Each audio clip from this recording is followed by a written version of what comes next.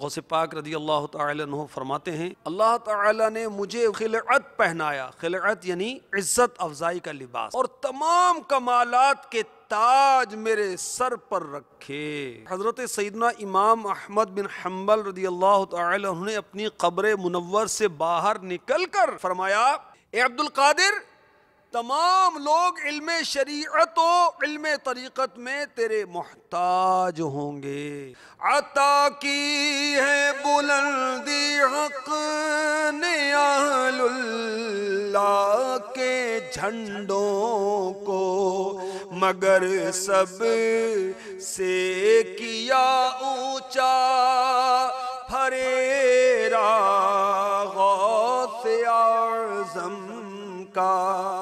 صلو علی الحبیب صلی اللہ تعالی علی محمد۔ مجھے اپنی اور ساری دنیا کے لوگوں کی اصلاح کی کوشش کرنی ہے۔